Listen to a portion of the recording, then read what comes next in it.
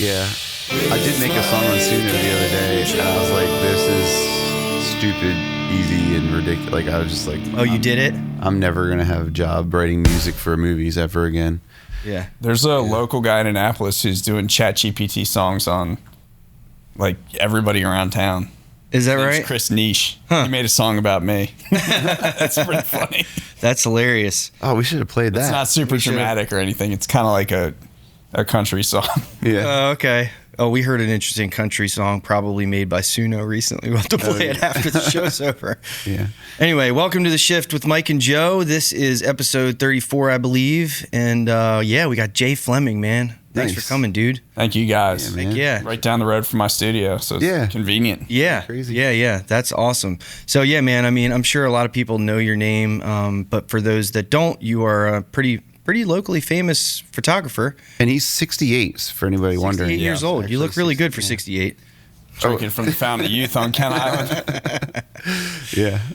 No, but yeah, man. You know, we talked a lot before we turned the cameras on, but yeah, you've got a very well established photography business that includes all kinds of stuff. Why don't you tell us about it? So, how did you get started with photography? Like, when did you start?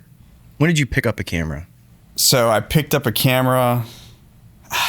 Had to be when I was really young, like probably 4 or 5. Oh, okay. I was kind of born into it. My dad was a professional photographer. Now he's just kind of doing it for fun. Mm-hmm. But he worked for National Geographic when I was growing up. Okay. And he's originally from Delaware, from Smyrna, Delaware area. Okay. And he worked for like a local newspaper there, and eventually worked his way up to National Geographic. Dude, he that's approached amazing. them about doing a story on the state of Delaware, and kind of snagged it from another photographer who wasn't doing the best job. Uh-huh. And then that evolved to him traveling all over the world. Eventually he came back to Annapolis, because Annapolis was a good location to live, you know, commuting to DC to work. Mm-hmm. Yeah, very At the central. Geographic central location. And then he did a story on Annapolis, and that's when he met my mom. Started working on that story. That turned into a book, and then there's all kinds of... I'm on the cover of the book. Like, he Nice. staged a photo of people walking across the street in Annapolis. There's a guy carrying a boat up Main Street. Oh, yeah. And my mom's carrying me across the street. Nice. So What's the name of that book? Annapolis. It's just called Annapolis? Just Annapolis. And your dad's name is Kevin? Kevin Fleming. Okay. Yeah, I got to So- check that out. Yeah, that's how I got started in it. And when I was 13, I kind of took an interest in going out and, you know, tagging along on assignments with him. And I got a camera from the basement that was just like sitting on a shelf. It was an old Nikon film camera. Mm-hmm. And grabbed that. He gave me some film, and just went out and started shooting with him. That's freaking awesome, dude. So, I mean, I guess he showed you how to use the camera. Yeah, I mean, kind of, I just learned from experience. Okay. Just doing it. Mm-hmm. And, you know, picked up the basics, and it worked out. It was a lot different back then with film. I was going to say that's a slow lot learning different. process. With Yeah. But I was fortunate that he had all the equipment. Yeah. You know, we took our film to a color lab. He lived in Rehoboth at the time. Mhm. And, you know, we get our film processed. I think film was like $2 a roll to buy. It's a lot more than $2 that a now. roll to get developed. So we would just get the negatives, take them back to his studio, look at them on a light table, and then cut the negative out that you wanted, and then put it in a scanner. Mm-hmm. So that whole process, you know, now it doesn't even exist. Right. Yeah. That's So wild. it's totally different. But that, I feel like that foundation gave me an appreciation for the process, I can imagine. and helped me learn Yeah. like quicker, because, you know, there was less room for error. Yeah. Yeah, that's good. What kind of like trips were you tagging along with him? Just on different assignments that he had. He did a lot of commercial work for people down at the beach. Okay. He had a little gallery in Rehoboth and in Bethany. And one particular assignment stood out. He was photographing this egret rookery where all these birds were nesting. Mm-hmm. For this client, oddly enough, it was a developer. They were going to like develop the property, so they wanted to take pictures of, you know, what it was before they destroyed it. Oh, wow.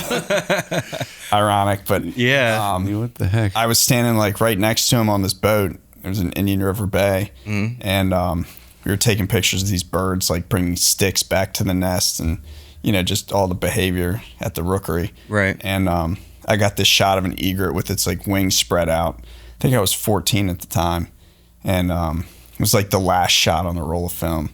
Very lucky shot with a manual focus lens. Wow. Like way different than the technology we have now. Yeah. So we got back and got the film on the light table, and we got it scanned. He was pretty pissed because he didn't get it. Right. He's very competitive, which is probably why that probably pushed. I got good quick because I wanted to be better than him. Beat the old man. Yeah, beat the old man. Exactly. And so, we got that developed and on the computer.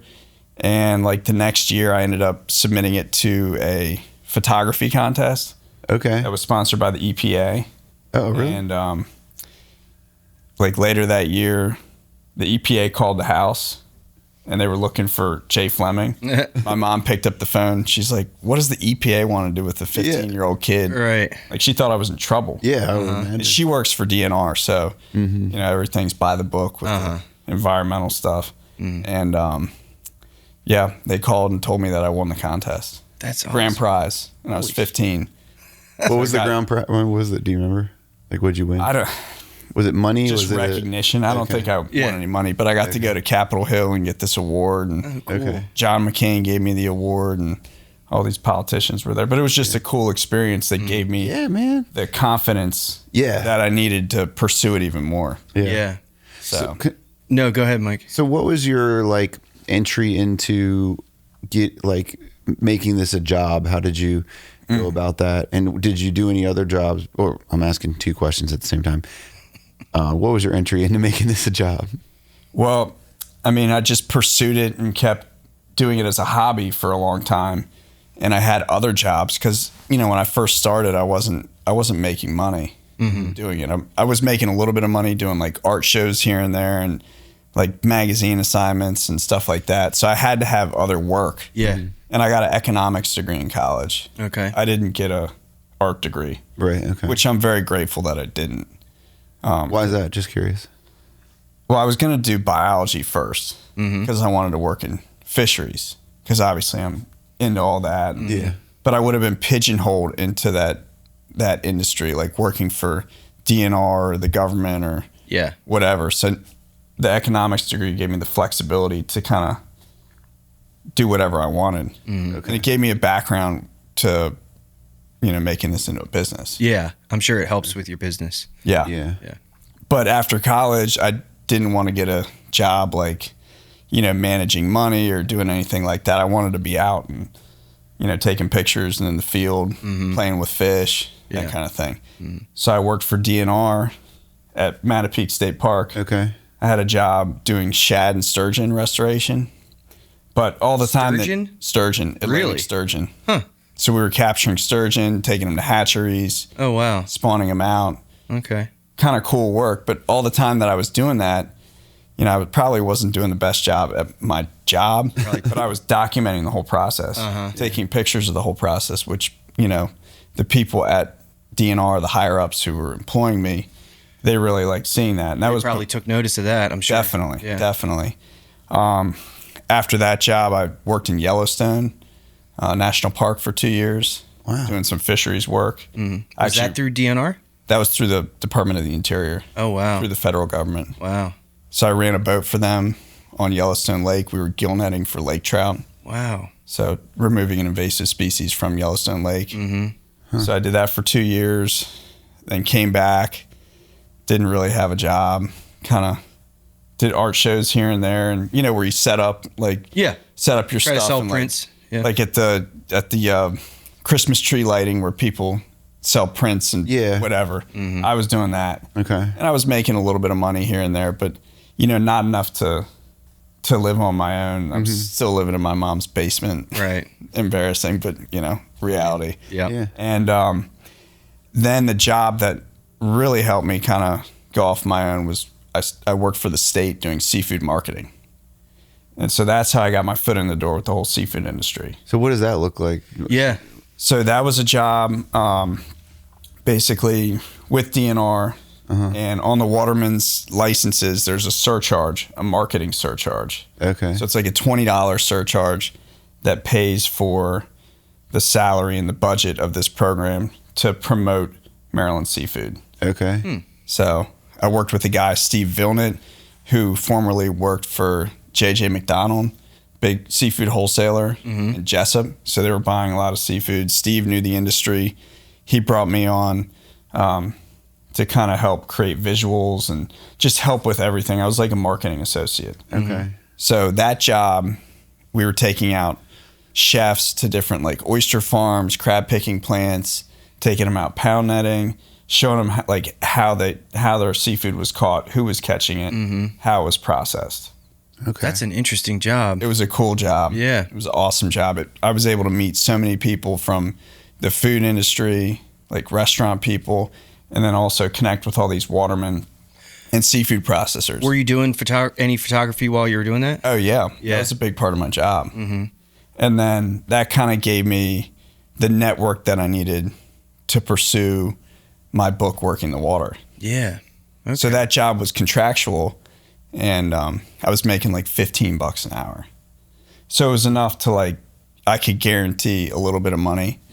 And I was able to pursue photography on the side. Okay. Like my own photography. Yeah. Yeah. And it got to a point where I wasn't making that much, but I was making 5 times more on my own than I was with the seafood market. Yeah, I could imagine. Yeah. So a lot of the photographs in your book came from that period of time. yeah, some of them. Okay. Yeah. Okay. From working the water. Yeah. Yeah. Yeah. So I was able to kind of double dip, so to speak. And it was kind of funny with the state because, I was taking pictures on state time with all my equipment, and I kept pushing the state to come up with like an agreement where we could figure out like who owns these pictures. I was just wondering about that. Yeah. But they dragged their feet, and we never came up with an agreement. So You said, I'm just. I was like, whatever. Yeah. These are my pictures. Yeah. Took them with my equipment, Right. and I'm gonna make the most out of this. And Yeah, I mean- no repercussions ever came. No. Cool. Any agreement that I ever send to a client is like, I am the owner of these images. I am Definitely. just giving you I can't remember the terms, but some type of license to use them. Yeah. To share them with your family or post them on Facebook or whatever you want to do. But they're my images. So yeah, Yeah, it worked out. that's amazing. So after you published the book, did you continue doing like watermen trips and pictures and Yeah. stuff? And so So the book was published in 2016. okay. I quit working for the state in 2015. Okay. So I just completely quit that job. It wasn't hard to quit. There was a change. There was a change in politics, and they were moving that department to the Department of Agriculture from DNR Fisheries. So that was like Steve quit, my boss, and then it was kind of a weird period where we hired somebody and she had no idea about seafood, and I was like, I'm out of here. Yeah. And that's when I really I filled in all the gaps that I needed for that book, and kind of was working on that full time. Yeah. Well, I mean, that makes sense. If you had this other thing going that is gonna you want to put a lot of time and effort into, then sounds like the timing worked out just right. I needed to put more time into it. Yeah. To like take it seriously. Yeah. So I'd love to know a little bit about like the process of putting a book like that together. I mean, like I said, my parents have that book on the coffee table. It's been there for years. I mean, it's a substantial book. It's 280 pages. I could smack weapon. Mike in the head with it. Yeah. Wouldn't even hurt Knock me. him right out. Well, I'll just stare right at you. depends on what side of your head. If I hit you in the front or the top of your hair would cushion it. Yeah. But yeah, anyway. So there's a lot of it's not just photographs either. There's a lot of It's narrative about what's happening. yeah. Did you write that? Yeah. Dude. Did you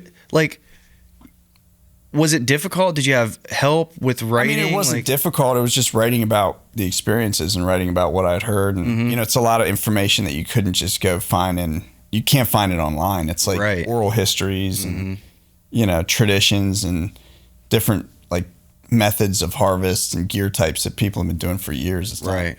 it's local history.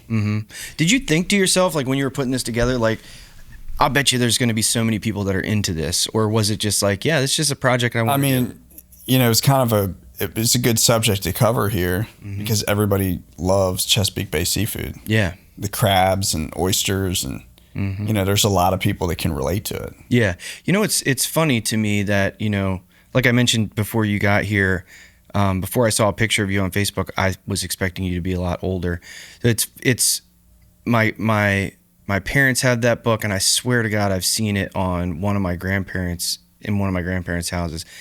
That people, you know, Eastern shoremen, people who have grown up here for generations, that someone young like that can provide. I mean, it's information that they already know, but it's like, you know what I mean? Like this older generation. Some of it. I mean, there's a lot of stuff in that book too, like the turtling, snapping turtle fishery. Right. I photographed that, and there were other watermen, like local watermen, who didn't even know that existed.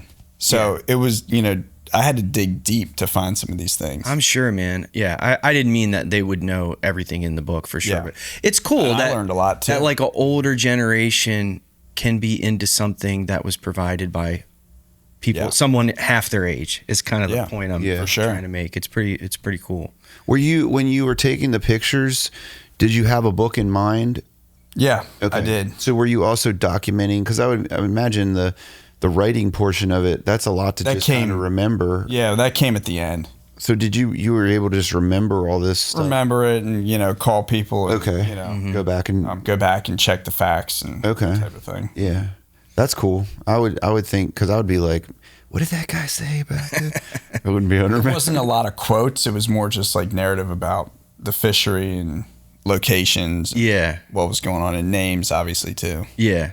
Did you already have experience with like printing at that point, or was it difficult to actually get the book produced? It was a challenge. I mean, finding people to kind of put the book together, like designers, and then also like people to edit the book. Like, I think we used a copy editor from like Elance, or, you know, you can find people, and now it's a lot easier to find freelance people.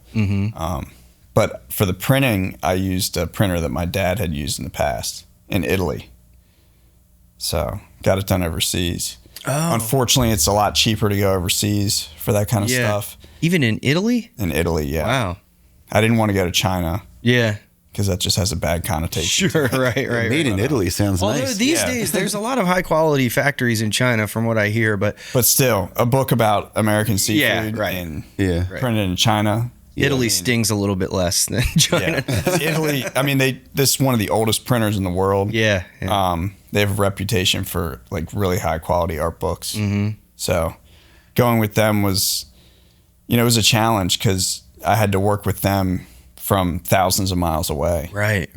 And I could have gone to Italy and done like a press check and all that, but they would, you know, FedEx me like a copy, and, you know, I'd check the colors and check the proofs and all that. And it's a little nerve wracking because I think for me to get the first book printed was like, for 3,000 copies I spent like $40,000. I don't out of pocket. Right. Wow. So it was a big risk. Yeah. And I'd saved that money up. I didn't take any loans out. Wow. I saved all that money up to pay for the printing, and I did pre-orders. So smart, yeah. Through social media, I generated a lot of interest in the book, and it's kind of, you know, I hate these GoFundMes online. I think it's kind of tacky. It can be, yeah. But doing pre-orders for people who are genuinely interested, that was a way for me to help fund the project. Yeah. I mean, not by not doing a GoFundMe.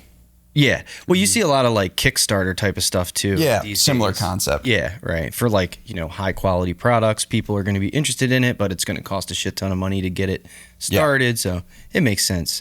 How many copies have you sold? Of Work in the Water? Probably 14,000. Wow. Dude. And you have a second book, right? Second book. Yep. Yeah. Island Life. Yeah.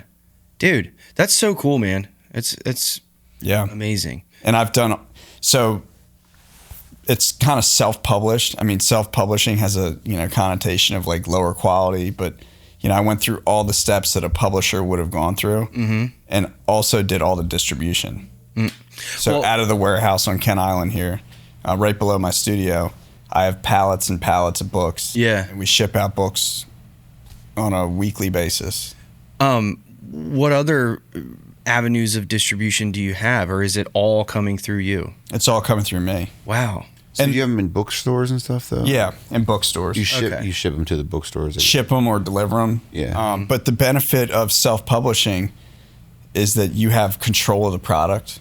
You control what's going into the book. You control how it's laid out. Yeah. And your margins are also higher, so you don't have to sell as many to make the same amount of money. So with a publisher, if I had it done through like Abrams or HarperCollins, one of these publishers that does books like that, they would have given me probably a upfront stipend, and then I would get royalties based upon sales. Right.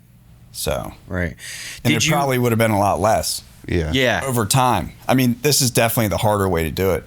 I would compare it to like a waterman selling to a wholesaler where they just unload everything at the dock versus going around and hustling it to crab houses or restaurants, retailers, that type of thing. Right, I'm selling direct. You're cutting out the middleman. Yeah. And why do I want to be making somebody in New York a bunch of money with work that I've spent a ton of time on? And I want to market it myself. And you're in the area where there's the most interest in a book like that. Yeah, I think books that have a hyper local focus are the books that do the best.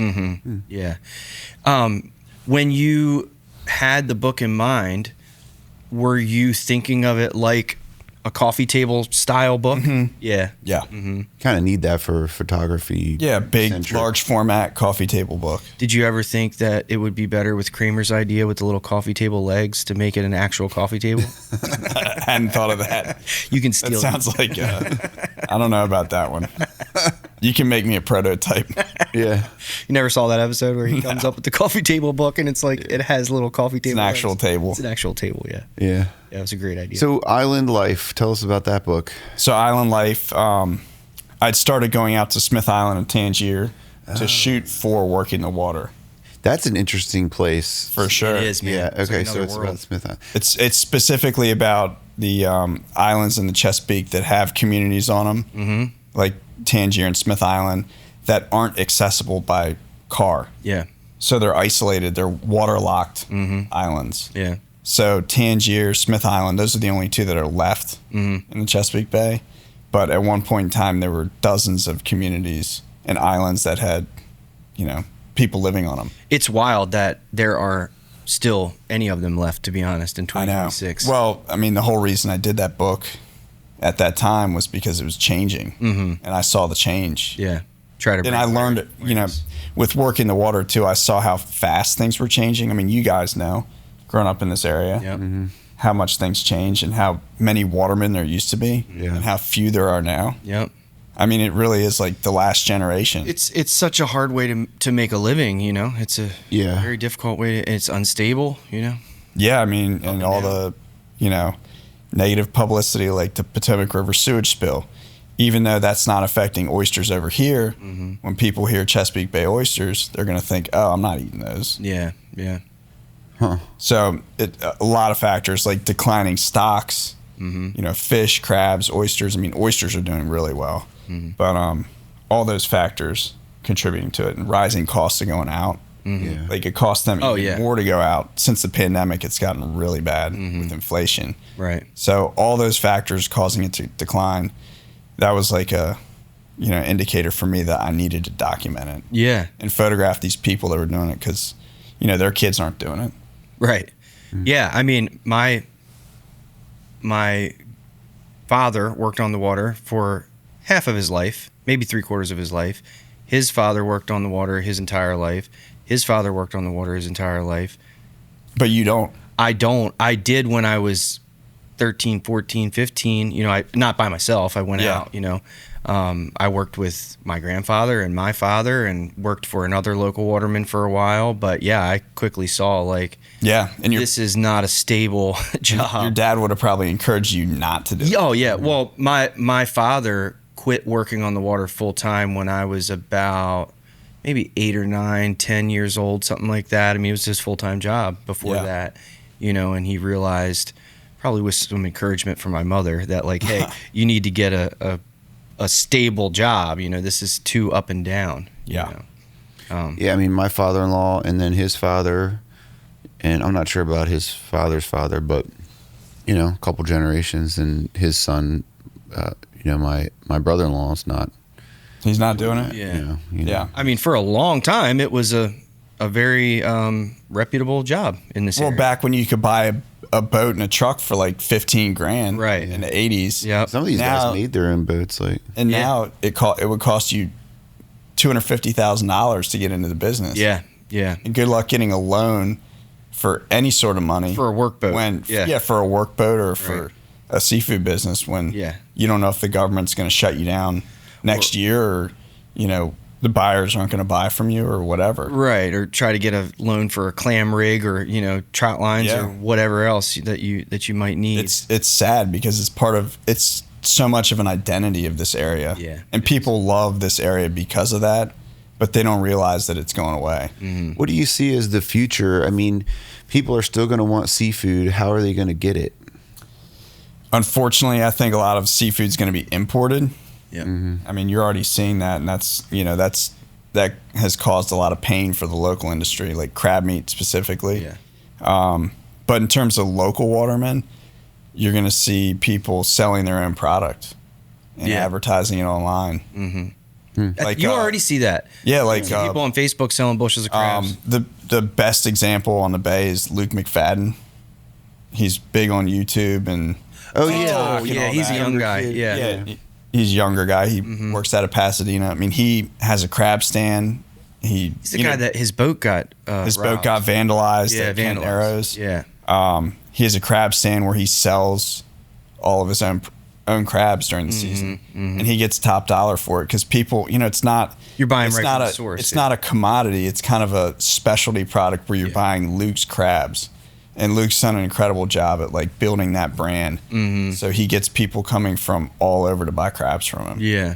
And that's what you have to do. I mean, you have to get like the absolute top dollar Right. in order to make it. And he's also diversified into like selling T-shirts and hats and Yeah, he's like a personality. merchandise and YouTube and I played up at some type of festival thing up at Molly's in Kennedyville. he does work with them. Yeah, and they had him there, you know, as like a personality. Just you like know. signing autographs and shaking hands. Yep, Yeah. We exactly. need to get him on the pod too. Yeah, man. I mean, it's not a bad idea. He's pretty young too, right? He's like, 30. Oh, is he really? Yep. Okay, well, that's still. But he's pretty young. been, I mean, he's a first generation waterman.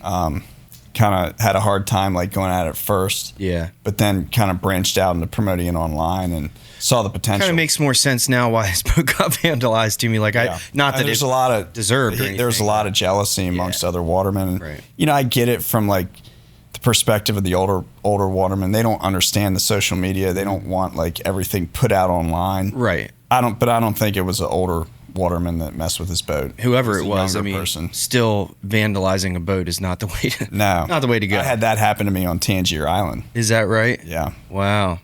was, Would you mind telling us about that? Not at all. It's pretty funny. It was after my book came out, and I had a workshop group out there. And we went out to take pictures in the morning at like 5 a.m. We got out to the boat, and somebody had thrown a gallon of black crab pot float paint all over the boat. Oh wow. And my boat's this beautiful privateer. It's like was just redone that year. Like had fresh all grip on it. Everything looked great. Black paint everywhere, like tar, like oil-based Rust-Oleum Right. crab pot float paint. So that was pretty exciting morning. I'll bet. Did you still go out? No, Yeah. no. But it was kind of cool. Like the bright side of it was that so many people from the island came out to help clean it up. Wow. I had like 40 people down there cleaning my boat. That's amazing. That is So amazing. that gave me a little reassurance that it wasn't just me. You know, somebody else had an issue with me. Right. That Man, it's funny that, you know,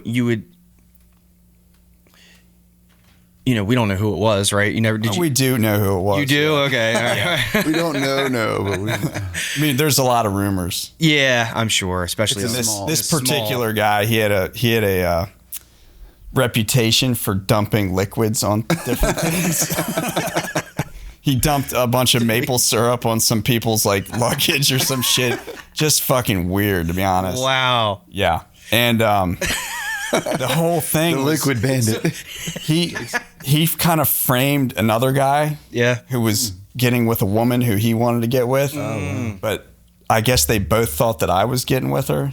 Oh, This woman who she had nothing to do with you being there taking nothing to do photographs. with me taking pictures. I mean, we Okay. thought like I had taken pictures of something that somebody didn't want photographed, or Right. put something online that something somebody didn't want out there. Right. Not at all. It was like a weird Tangier Island love triangle that That's somebody thought I was hilarious, involved in. And this woman, I mean, she's good looking for Tangier. She's like got 4 kids. Tangier 8. She was making Tangier breakfast for my workshop groups. Oh yeah. And she called me afterwards. She's like, I think this guy thought that we were getting a little close. I was like, really? Like, you're like 15 years older than me. We did do like the bacon in the mouth thing, but I mean, like was that movie Lady and the Tramp? Yeah, with right. bacon, but No, none of that happened. Dude, that's yeah, the boat hilarious. vandalism was interesting. wow. That But completely we changes. ironically, I took the boat up to Smith Island and had it cleaned up before the next trip. Nice. So I didn't really miss out on anything. That was on Tangier. That was on Tangier. Yeah. Wow. So Yeah. Tangier's different than Smith Island. I mean, I love Tangier. I've got a lot of friends there, but even the people on Tangier would tell you that it's a little more like cutthroat than Smith Island. Yeah, I don't know if I've ever been to Tangier Island. I've definitely been to Smith Island, but Yeah. I feel like I've been there. When Tangier's in Virginia. Smith is in all the towns on Smith are in Maryland. Right. So it's not Yeah. that makes it different, but Tangier has a younger population.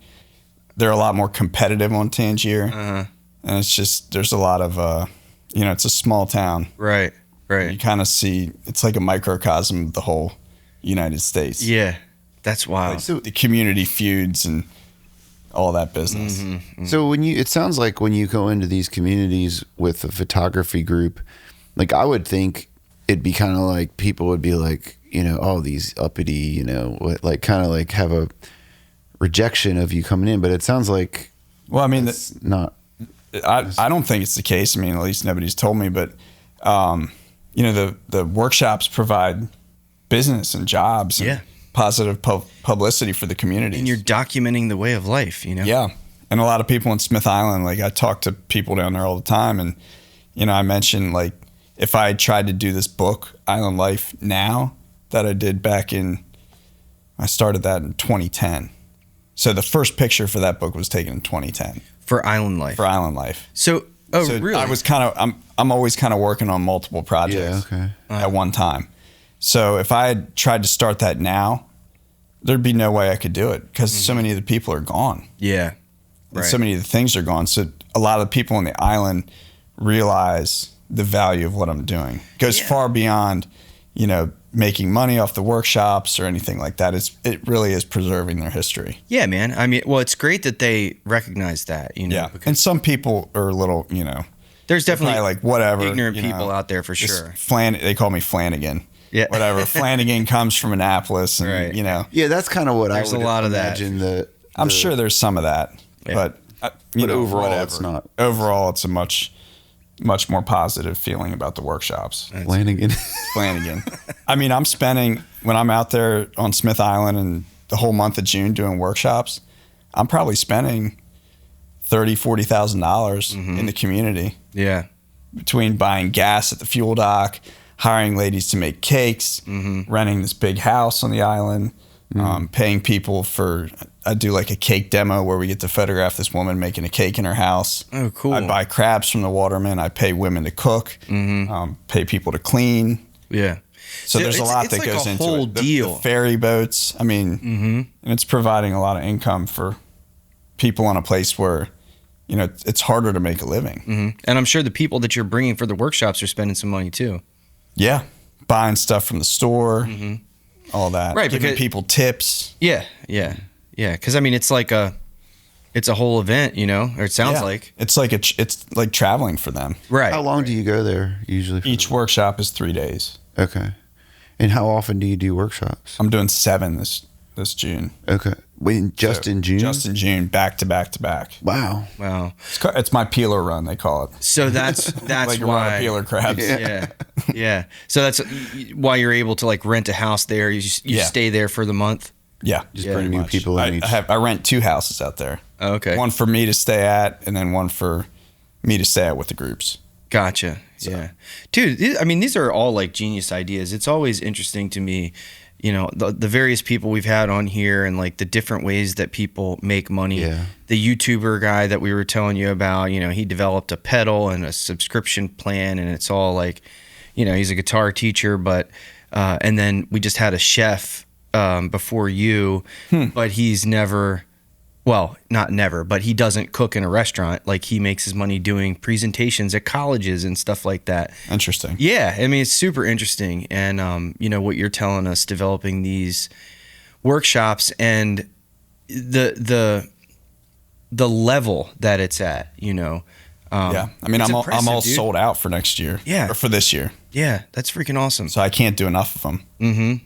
But I'm doing small groups. Mm-hmm. So, and that's also what people like. Yeah. It's not, and that's why the people on the island are receptive to it, because it's not like I'm bringing in 30, 40 people at a time. Right. How many people come on one workshop? Between 5 and 6. Yeah. I mean, it makes it more exclusive, and you can focus your attention on each person. Exactly. More. Yeah. What is a workshop run? Like for if somebody wanted to do one, what would they? The Smith Island trips are $2,200 per person. Okay, that's pretty reasonable. Yeah. And is it? It's a 3-day trip. 3-day trip. Yeah. And all inclusive. I mean, yeah, that's not bad. No, and I mean it's a lot of activity. Like we're out on the water first thing in the morning, right, with the crabbers. We're going basically from sunrise till sunset. Mm-hmm. So people are usually tired by the end of it. Yeah. Mm-hmm. And if people are tired, I know it's a successful trip. Like people, they get like 3 or 4 days worth of stuff. Yeah. In that time. Dude, I mean, you can get, especially if you're with a professional photographer, like showing you tips and tricks, like in these locations, they probably, they're getting lifetime shots on those trips. For sure. Portfolio worthy shots. Yeah. People love it. Yeah. And I've had one guy come out on Smith Island trip 6 times. Is that right? 6 times. I had to ban him from the trip. I was like, you can't do this trip anymore. Like, you got to give other people a chance to go. You can come with me to Peru, but not. Yeah. That's how you know that it's, becoming a thing where you got repeat customers. Repeat customers. So do you have like a prerequisite for like skill level, or? I usually recommend that people are kind of proficient with a digital SLR or mirrorless camera. Mm-hmm. Okay. So. And do you have a workshop like at your studio where you instruct people in basic photography, or is that kind of up to them? I don't typically do that, but I've brought in other photography instructors to do that. Okay. I had one yesterday at the studio where a woman from Capital Photography Center did like a basic. So you offer the service anyway. Yeah, I mean, I just rent out my studio to people who want to do that. Yeah, that's interesting. I might take you up on something like that. Yeah, I mean, I don't have any interest in doing that, but my workshops are more experience based. Yeah, I mean, the cameras are so good now that with a little bit of knowledge, you can pick up a camera out of the box and get great pictures. Yeah, I'm curious. What do you shoot? Nikon. Which model? Z8 and Z9 right now. Yeah. So have you had people come on your workshop where they are like complete beginners and they get out there and they don't know what the hell they're doing? I've had people come out with phones. Yeah. I mean, really? Yeah. Yeah. Hey man, that's people come out with phones and get good pictures. I mean, even on my Annapolis workshop, we make prints after the trip. Mm-hmm. So they edit their photos in the studio and get to make a print. And I've had people make great prints from the phone. Freaking iPhones have 48 megapixels. I know. Right? It's scary. It's wild. Yeah. Yeah. I'd like to just carry that around and not these big Nikon cameras. Yeah. What kind of lenses what are your go-tos for the type of stuff that for shooting on the water? I like to have zoom lenses. So like, the versatility, not having to change lenses on the water, not having to open my camera up in saltwater, humid environments. Mm-hmm. So I'm shooting with like a 24 to 70, a 100 to 400, 70 to 200. Yeah. And multiple camera bodies. Yeah. So I don't have to change lenses at all. Right. So when I'm operating the boat, I can just pick up a camera with the right lens on it and not have to do anything. Yeah. Yeah. Have you had people, I'm sure you have, but like, have you had other professional, like recognized photographers sign up for your trips? I mean, definitely some people with a lot of skill. Yeah.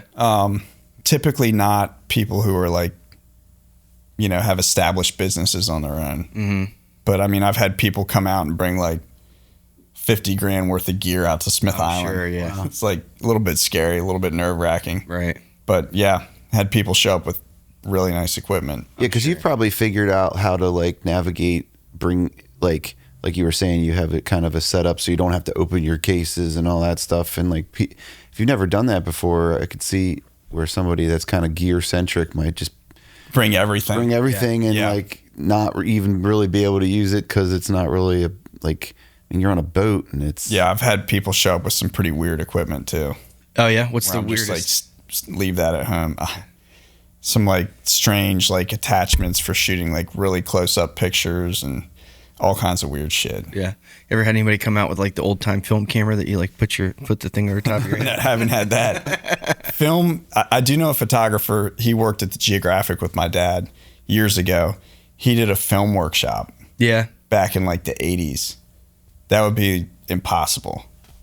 Yeah. Out here. Unless you had like a darkroom out on Smith Island or a darkroom like where you could develop the stuff. Like digital photography has really made this stuff possible. Yeah. Because you can see what you shot instantly.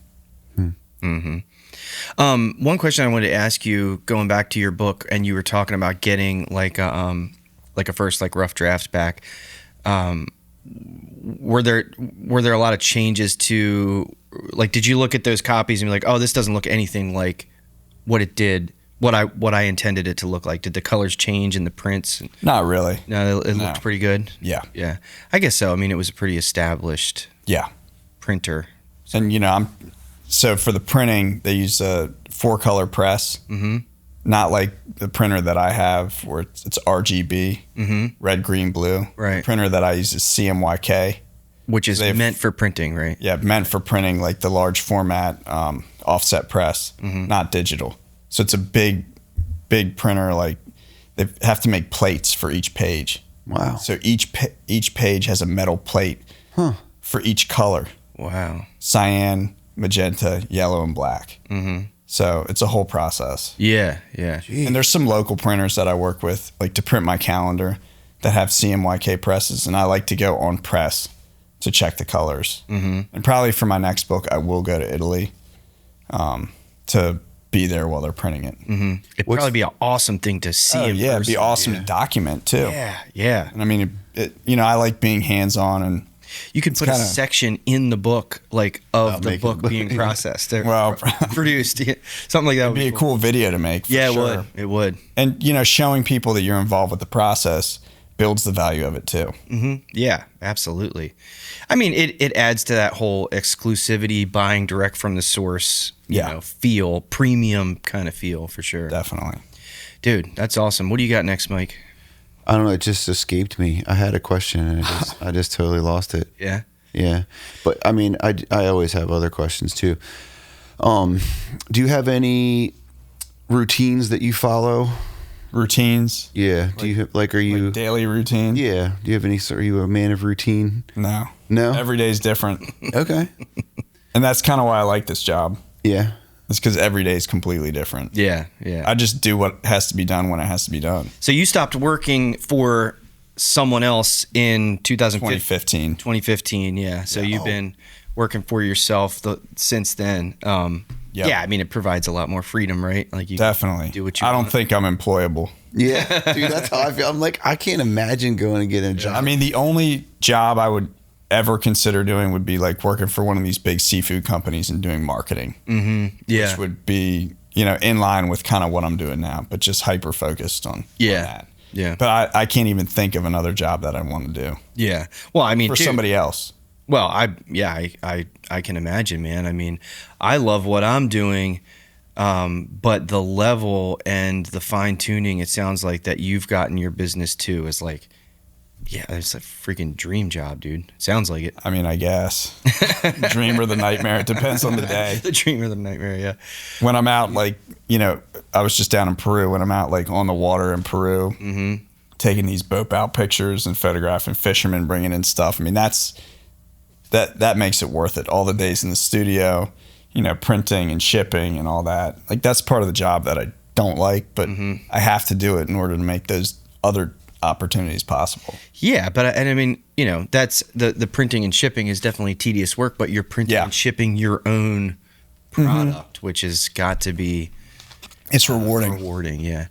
You mentioned another book. You said your next book. Do you have anything in mind for it, or are you already working on it? I do, yeah. I'm already working on it. I've been working on it probably since 2017. Okay. But here and there. Can you tell us about it? Yeah. So the title of the book is going to be Atlantic Harvest. Okay. And it's going to be all about commercial fishing, very similar to working the water, but up and down the Atlantic coast. From Canada and the Canadian Maritimes, like up in the Bay of Fundy, all the way down to Cuba. Wow. So, like going out with with David. Yeah. Some of those pictures will probably be in Atlantic Harvest. Oh, cool, man. That's cool. Yeah. That's a great concept, man, to see the wide variety of absolutely. Like scalloping, lobstering, shrimping in Cuba, taking pictures of people like kind of sustenance fishing, like out of rafts. Right. So show the whole contrast of the whole industry up and down the East Coast. So it's a lot harder of a project to do just based upon geography of everything. Right. But also very timely to do it now. Because just like the seafood industry on the bay, all the stuff on the ocean is changing too. How is it changing? Like in the same way it's changing here. I mean, just younger people aren't getting into it, getting more expensive to go. Regulations from the government are killing the business. Foreign imports are killing the business. So it's just like here, it's just tons of different factors working against it. Yeah. Death by 1,000 cuts. Right. Wow. That's how you could describe the change to the seafood industry everywhere. Do you have an idea of like how far along are you with this book now? I could probably publish it now. Oh yeah, but I'm not going to. You still have more stuff you want to add to it? Yeah, definitely a lot of stuff I want to add to it. How do you have an idea of like how long you think it'll be until you've got all the information? I would probably say 2028. Yeah, and you put it out in the fall of 28. And you started working on it when? 2017. Okay.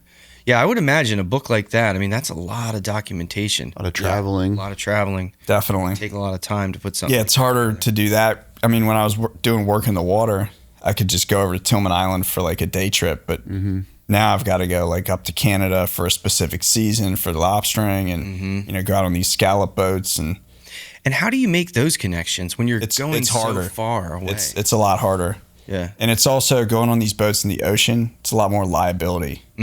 Bigger companies own these boats, and getting the permission to go out and do that is a lot. What is that process like, man? Like, how are you just making those connections? Talking to people, let them know what I'm doing, and hoping that it works out.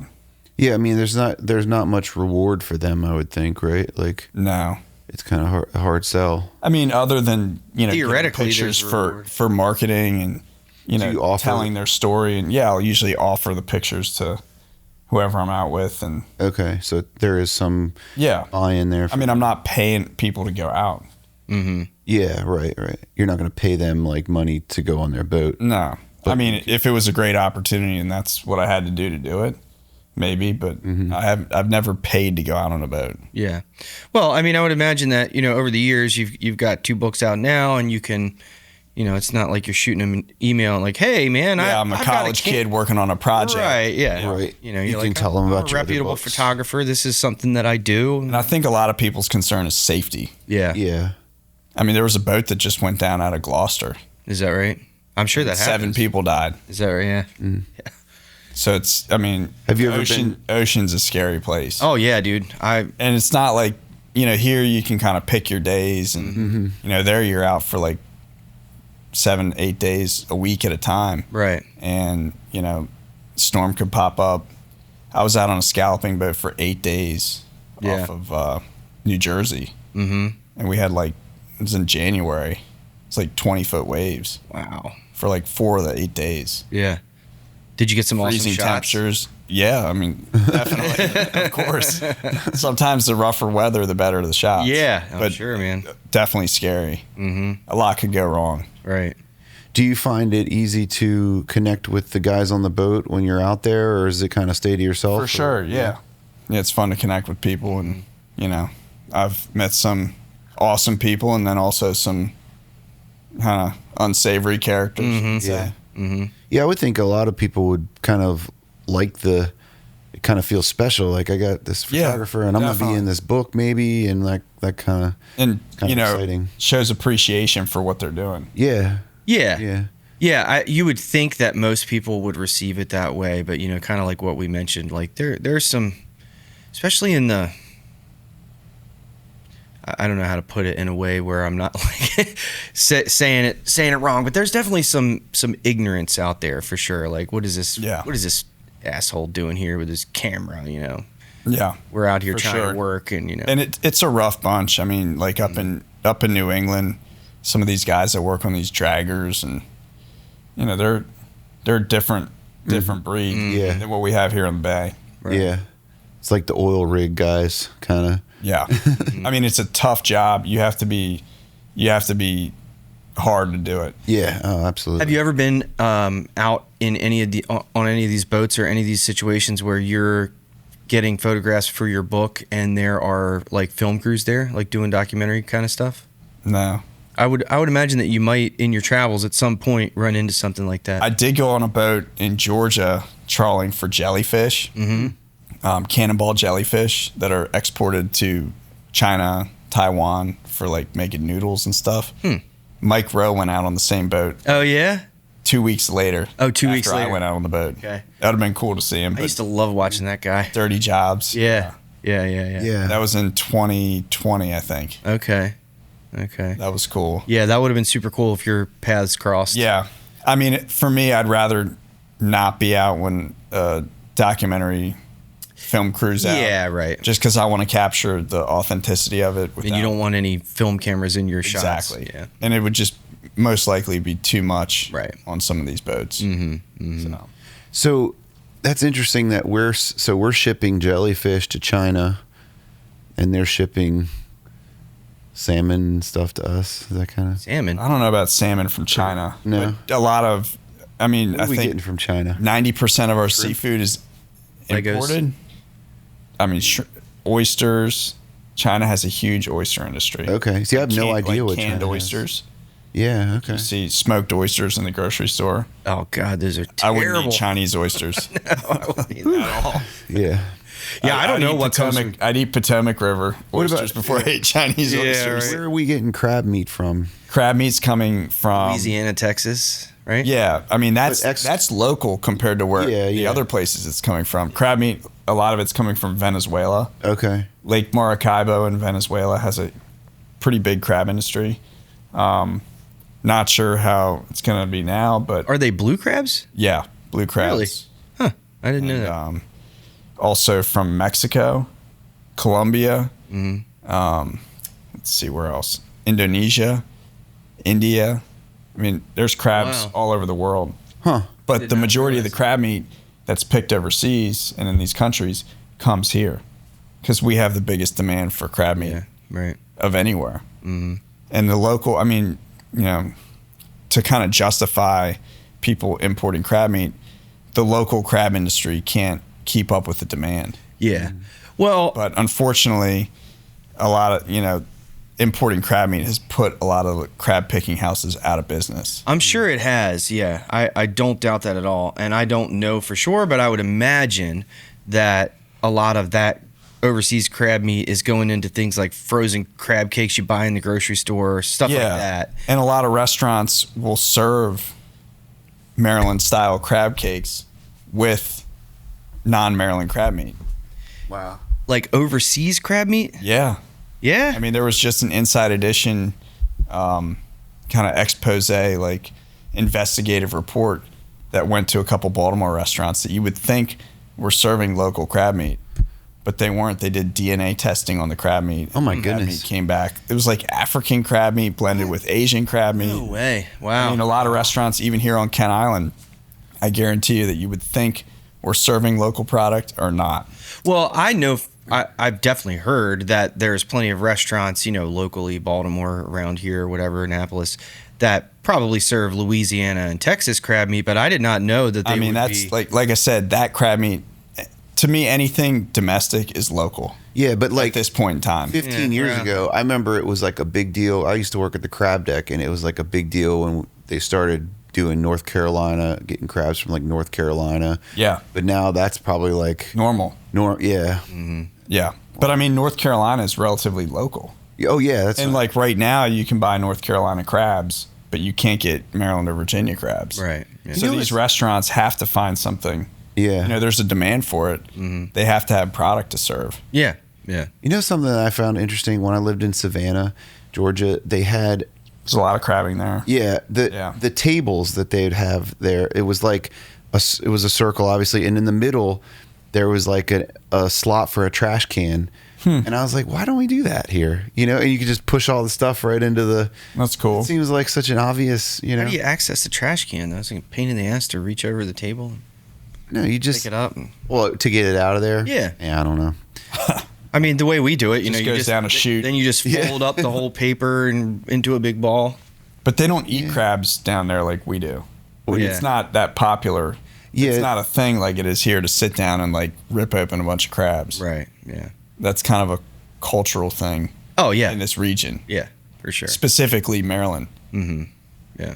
I mean, obviously somebody's doing it because they got the special tables. But yeah, it's But not the like majority of crabs caught down there come up here. yeah. Mm-hmm. That's interesting. I mean, even in Florida has crab potters. yeah, it's not yeah. like part of the. I know what you not mean. part of the culture. Yeah. Mm-hmm. It's like they don't have billboards and stuff saying "Come eat our crab." It's not like Yeah. Yeah. the crabs, Like Maryland crabs and football. Yeah. Yeah, that's interesting stuff, man. So you mentioned something I wanted to ask you about. You mentioned the boat bow photos, like Yeah. skiffs. That's something that you're kind of known for as well. I think you said Peru. Is that where? Yeah, I did a bunch of them in Peru. Yeah. Are you doing those all over? All over the world. What made you get into that particular shot? That kind of motif in my work started in 2015. Mm-hmm. I was doing an assignment for Wooden Boat Magazine, photographing this beautiful lapstrake wooden sailboat up in New Jersey. And we had finished the shoot. I had shot all these portraits of the owner with the boat. He was sailing, all that. And I got a shot back at the dock of just the bow, like the bottom paint line and the water line. Mm-hmm. I was kind of hanging off the dock, just taking pictures, kind of messing around. And people loved it. Like, it was kind of abstract. Yeah. People loved it. People wanted prints of it. So it just became a series that I expanded upon and kind of photographing different boats all over the place. Yeah. And it's turned into something where I'm actually like buying these boats in some cases just to photograph them. Really? Like scouring Facebook Marketplace or Craigslist. And I've got people looking out for them for me. And I drove up to New York to buy one this past spring. Yeah. It's sitting in my studio. So I've got like probably 15 boats that I've photographed that now I don't know what to do with. So way too many boats. Yeah. But it's fun. I mean, it's kind of an abstract like series that I'm working on. Hopefully that'll turn into a book at some point. Okay, cool. So like a whole collection. Like a fine art book. Yeah, yeah. Not like a storytelling book like Work in the Water, Island Life, but more of just like an aesthetically pleasing coffee table book. Yeah, they definitely have like a little bit more of an artsy kind of feel to them. Yeah. Yeah. Definitely. Yeah, that's cool, man. It's definitely like an iconic thing. I mean, sure there's plenty of photographers who have taken shots of a bow of a boat, but Oh, for sure. But yeah, I've done them differently. Yeah. Like I actually get in the water. yeah, most of them are really low, right? Yeah, get in the water, like get the conditions perfect with the reflection, find a place where there's no background, go out on like a really foggy day. Right. And put the camera like almost on the water. Yeah. And photograph the reflection with the bow of the boat. Yeah, the ones that I've seen almost look like they could be a painting Yeah. because, like you said, there's usually no background at all, and it's just the boat and the reflection of the water. Exactly. Yeah, that's cool, man. That's really. And that's kind of that's become an important part of my like print business. Because people don't want. Not everybody's going to want a picture of like a crabber hauling up gear to put on their wall. Right. Like as pretty as it may be, as interesting as it may be, that's not going to appeal to the masses. Right. These are kind of more general things that like interior designers, put in people's homes. It takes the context away. Exactly. Yeah. And they can sell anywhere. Yeah. I mean, I'm selling them in England now. Yeah. I've got an art dealer in London that I work with, and he sells them all over the world. Yeah. Dude, that's wild. You mentioned just a second ago about being contracted, I think. Do you get a lot of that kind of work too? Do you have like people, assignment work? Yeah, like where some big business might recognize your work and want you to come take pictures of their boats or whatever? Oh, in terms of like on the water stuff? Or really anything, I guess.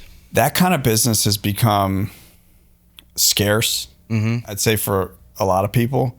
I think with people using their cell phones like in marketing departments and the ability to capture this kind of stuff for companies like while somebody's working there has become a lot easier. So the idea of paying a photographer and organizing something and making it a production is kind of it's a little less common. It's less common. So I'd say in the past like 5 years that part of my business has dropped off. Yeah, which I'm fine with. I'm totally fine with it. Yeah, I mean, you've got this other cool stuff going, so I'd probably want to focus on I've kind of focused on the areas that I enjoy the most and that are the most profitable for me. Yeah. But I'm not going to turn down work if I want to do it. Sure, especially if it pays well. Yeah. Yeah. And I mean, I would imagine that if anybody's any type of businesses are reaching out to you, it's probably somehow related to the style of work that you're already doing. Yeah, I mean, I'm not getting hired to do like food photography. Or like senior portraits or family photos. You don't do that stuff. I mean, if like friends ask me to do it, I will, but no. Right. No baby portraits, no engagements, none of that. No boudoir sessions. My girlfriend would kill me. Do you sell prints to like restaurants and stuff like that? Yeah. They put them up on the walls? Restaurants and like seafood restaurants specifically, that ties into what they're serving. Yeah. That's pretty common in offices. Do you have any that you can tell us about, like in local restaurants around here? I mean, Fisherman's Inn, Libby's.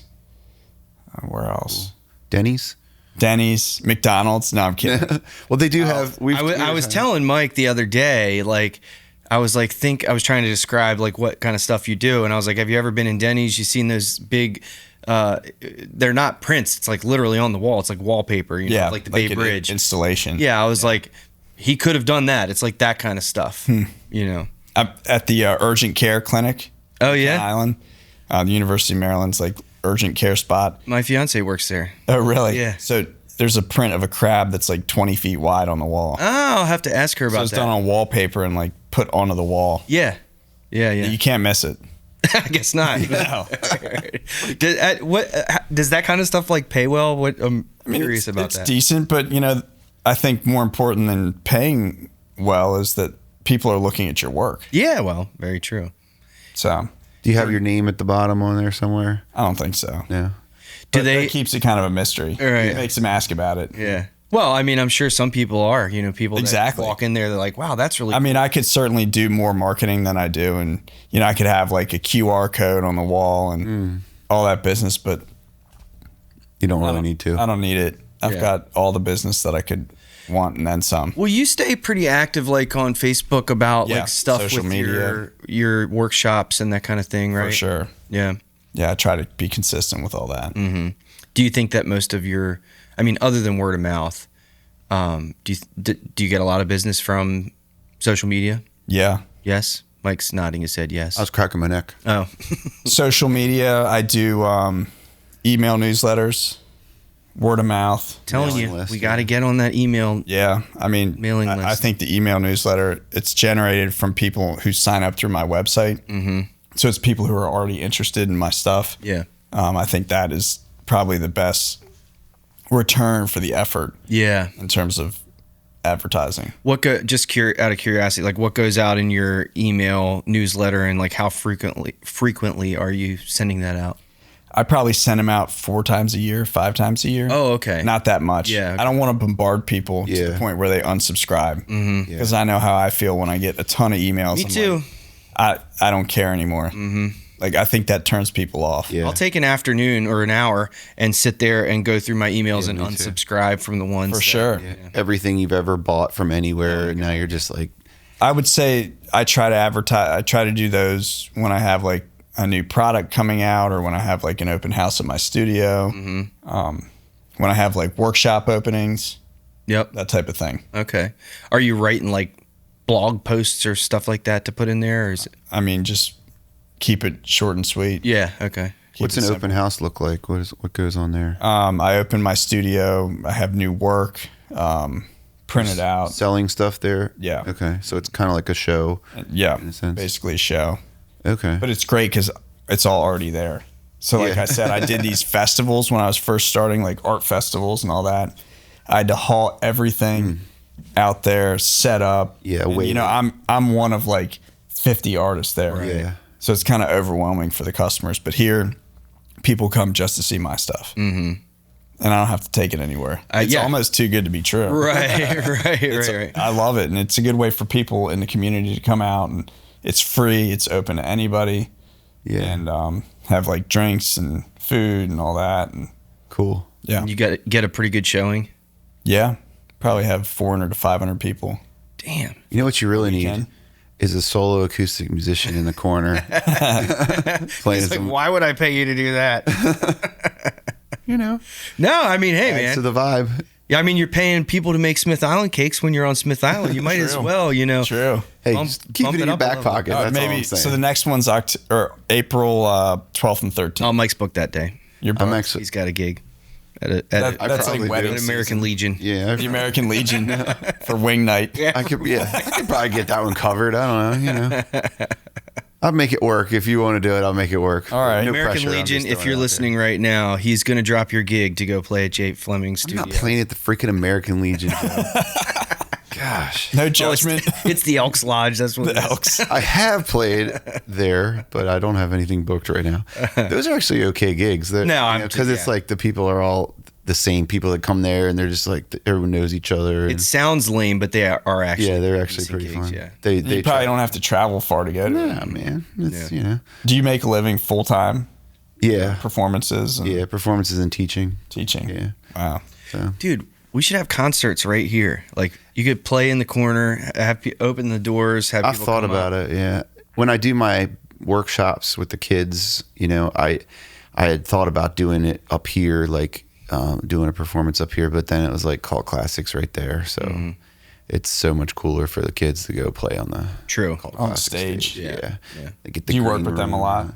Yeah, during the summer I do. Like I'll have my the rock band performances there. That's cool. Yeah, that is a pretty cool gig. And Rory's totally cool about it. He doesn't charge me anything. He just that's awesome. You know, he's Speaking of that, I was just talking to Rory the other day, and we were talking about the new room. Have you ever been over there? Classic. I participated in the muskrat leg eating. Oh, did you? Okay, all right. Not this year, but in the past. Yeah. Have you seen the new like venue room that they have? That they're I'm not sure if it's officially open yet, but it's pretty close to being finished. Huh. But anyway, is it like the back room there where all the couches were? They had the big like storage area Where they used to do the CBD, right? Oh, the storage area. Yeah. Okay. CBD. Yeah, they used to have a CBD lab in there. The green room. Really? Back in like off. I'm not surprised, but when you walked into the green room hallway. CBD. All right. Yeah. When you walked in the green room hallway, there's like a door that goes into a big room, and they had there's like, if you go to the right, it's the storage. If you go to the left and then like an immediate right, there's another room that went into it. I'm talking about if you go into the green room from the current music venue and then make a right. Yeah, that's different. That was a big storage area. Anyway, he told us that we could use it whenever we wanted, and he said something about doing a live The Shift show. Oh, that'd be cool. In there. I was like, that's a freaking awesome idea. Dude, Rory is like the mastermind idea generator. Like, Real quick, amazing. sorry, Jay. It's all right. We know you're here, but we got some housekeeping. They're doing a wedding expo there too. Did you know that? No. So that might Yes. be something to look into. Yes, I Cold did. Classic. Yeah. I did know that. So I was going to try to set up and play at it, but I guess it's dependent on how many other musicians sign up for it. You know, we can't all be playing at the same time. A little I'm distracting. gonna set up right next to you. You do a lot of weddings. Turn it up louder and louder. Yeah. Yeah, I do. And I'm trying to do it more because it's, you know, it's fairly, it's high pressure, but like it's fairly. It pays a lot more money. That's the pays- real reason. That is the real reason. Come on, let's just cut. And I the get to chase. dress up and, you know, you get, it's a lot of fun. It's a nicer gig than playing. I've done a handful of weddings. Shot you? shot Yeah. pictures of a handful of weddings, and like you said, it's, you know, it's a good way to make quick money. Yeah, Yeah. yeah. And people are willing to pay it for weddings. They are. Yeah. Some people are. Some people are. Yeah, some people aren't. But photographers can charge. I mean, some of these photographers charge a ridiculous amount of money. Yeah. To shoot a wedding. Yeah. Sometimes I think the more you charge, the more likely The more you are they to get the more they want you. Yeah. I try to focus more on wedding videography Yeah. than wedding photography, just because I feel like it's less pressure. I'm not sure why, but yes, you can charge you can make a decent amount of money. But I've had plenty of people reach out to me about wedding videography, and they're like, you know, I tell them what the rate is, and they're like, oh, well, my budget's $1,000, and I'm like, uncle yeah, can well, do you're it not for going to free. get a wedding videographer for $1,000. Younger brother. can do Maybe it on his somebody with iPhone. their cell phone, you know, but not a professional one shooting with multiple cameras and then editing, you know. Yeah. a It's more professional. work editing than it is Well, shooting. one thing that I have found, I outsource that editing. Got somebody in India doing it for you. Well, I think they're. I don't know if he's in India. It's a legit wedding video specific editing company, and they've That's done smart. They've done a great job, man. And it's, you know, it's definitely an expense that I have to work into that price, but You don't have to do it. I don't have to do You it. have to manage the project. though. And they're much better at putting wedding video edits together than I am. I mean, they got a whole team, right? You know, for one thing, they have a lot more experience. Specialized, you know. Yeah, I mean, you know, I tried them out, I think a couple years ago, and the very first one I got back from them, I was highly impressed with. You know, and it wasn't insanely expensive, so. And just run it through ChatGPT and Well, they're you know, There's as probably a bunch of AI video editing apps. yeah, I didn't watch the video yet, but I came across a YouTube video last night where there's a guy who has a videography channel, and he mainly focuses on wedding videography, and he's like, I had AI edit this video.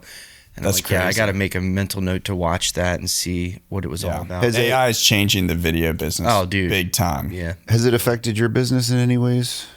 Not really. I Can't would see how imagine it would. you're No, kind of only in a untouchable. positive way, to be honest, because like with the workshops, none of that can be replicated by AI. Yeah. And I think for me, I'm trying to stay far away from using any sort of AI. I mean, I'll Kind of part of use your appeal. AI with like ChatGPT to like edit grammatical mistakes and Yeah. like a social media post that I'm doing. But Right. in terms of photo editing, I don't fool with it at all. Yeah. I stay as far away from it as possible. Well, I mean, I would imagine you, as far as like object removal, you want everything that you're documenting to be in the Exactly. shot. You're not like, I mean, I don't like the way that buoy looks, so I'm going to remove it from the Yeah. shot. I'm keeping the images as authentic as possible. Yeah, that's the whole point, right? And I hate editing, so Well- if I can do a minimal amount of editing, then I'm happy. I wanted to ask you a little bit about editing, like not to get too nerdy, but do you shoot raw? yeah. And what's I mean, you kind of mentioned it just now, like you do a minimal amount of editing. Do you have what do you think your style is? Can you tell us anything? I mean, about I your try to editing process? not oversaturate, over contrast. You know, I want it to look like I saw it. Mm-hmm. And when you shoot in RAW, the files are naturally like a little bit unsaturated and also lacking a little bit of contrast. Mm-hmm. So there's certain things you have to do. Mm-hmm. But, you know, trying to keep it to a minimum. It's, you know, I don't want it to look like I just shot it with my cell phone and took like the saturation slider and moved it all the way right and, you know, moved the contrast up. I want to keep it like as I saw it. So do you, is your editing workflow like pretty quick and simple? Depending upon the image, yeah. I mean, I'll import it into my hard drive. So I download everything first onto an external hard drive, because I'm shooting up to like 4,000 or 5,000 pictures an outing. So with these mirrorless cameras, you're shooting 20 frames per second. It's a lot of data to store. Yeah. I've got probably 50 hard drives that are completely full of images. Yeah. Going back all the way to like 2015. But anyway, I'll bring those images in, look at them on Adobe Bridge, which is a program that gives you thumbnails of everything. Yeah, I haven't checked. And then I'll select what I want from there, bring it into Camera Raw, which is where you do your, exposure, color, temperature edits, contrast, saturation. And then from there, I take it to Adobe Photoshop. So you're not even using Lightroom? No. Wow. I mean, Photoshop and Lightroom are, it's the same language. Yeah. They're almost the same thing. It's just a different, like, Lightroom is the more consumer grade version of Photoshop. Like, more user friendly. I won't say it's amateur, because there's plenty of professionals that use Lightroom, but it's more of the boiled down, condensed version. Is Bridge Photoshop? Is Bridge like the is that handling like the culling?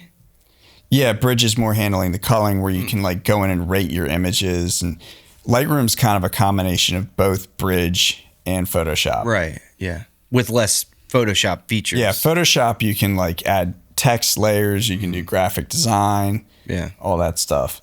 And plus for me, I mean, it's not that I'm opposed to using Lightroom, but I've just used Photoshop since the days when you got it on a CD and you had to install it on your computer. Yeah. Like I used Adobe Photoshop CS2, which is like the second version in 2000, probably 2004. Yeah.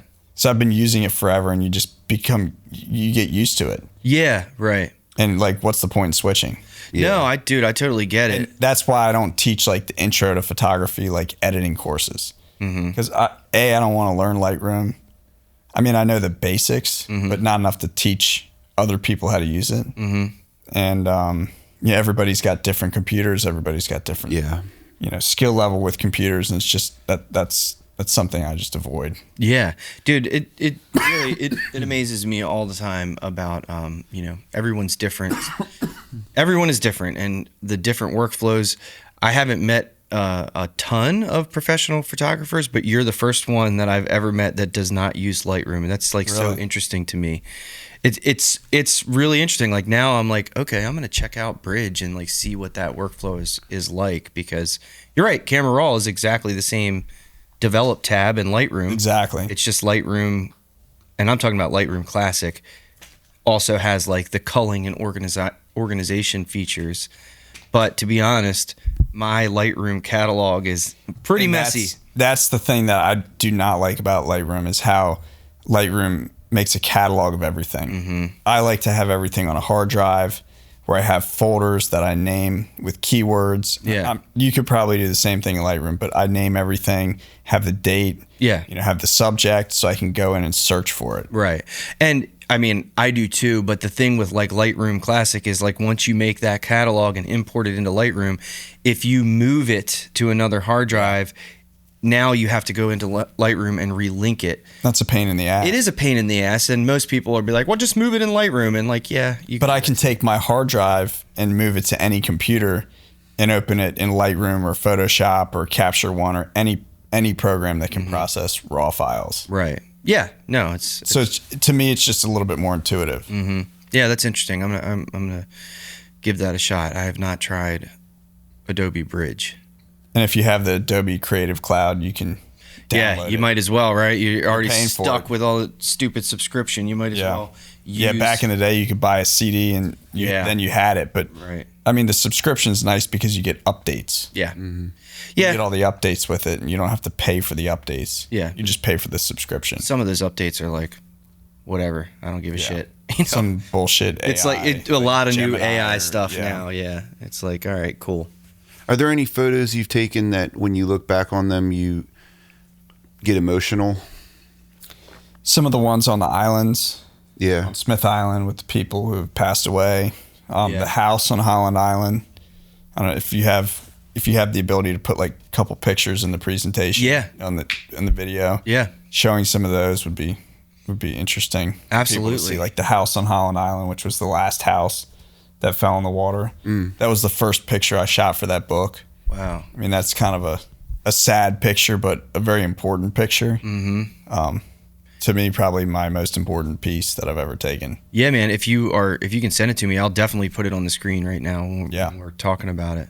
When you're taking photos, like you were talking about going into Bridge and looking at thumbnails and all that stuff, it made me think, like, when you actually take a photo, do you kind of know, like, are there sometimes where you're like, that's going to be, that's like, certainly. That probably happens all the time, I would imagine. I mean, I wish it would happen more. But, yeah, right. Yeah. Does it, I mean, do you feel like you get something every time you go, at least one of those every time you go out, or is it more like? It's hard to say. Okay.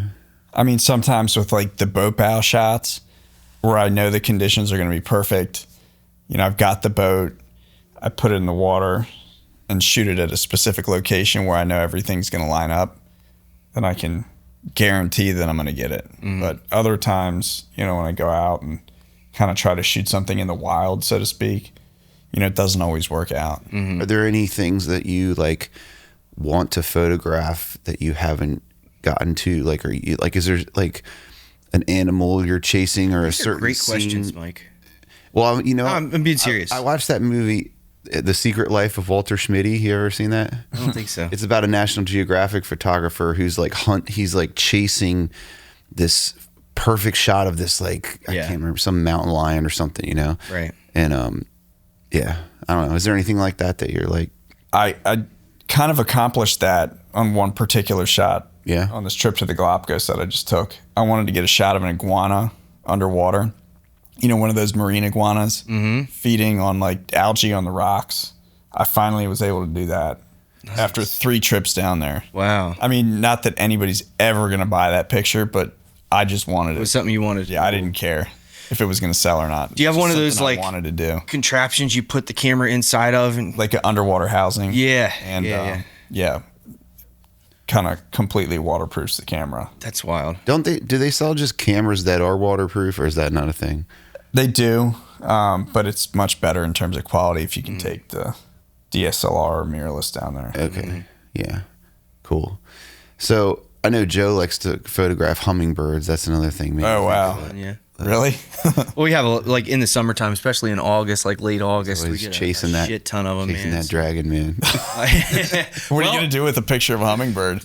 Just post it and have people be like, "Wow, that's cool. Great shot. Great shot, man." Because I went to, before the Galapagos, we went to Mindo, Ecuador. Dude, if you're into hummingbirds, I never thought I was that into hummingbirds. We literally would fill like a Coke bottle cap with sugar water, and they would land. I had like 5 of them on my hand. Yeah. Whoa. Yeah. Like it was. I'm not a big hummingbird guy by any means, but that was pretty neat. It's cool. Yeah. They're amazing creatures. Like to see them that close up in your hand. And they're so small. Yeah, they are. Delicate. Yeah. They're super cool. I probably shot like 20,000 pictures of hummingbirds and maybe got 4 keepers. Man. They're hard to photograph. They are. They're so fast, man.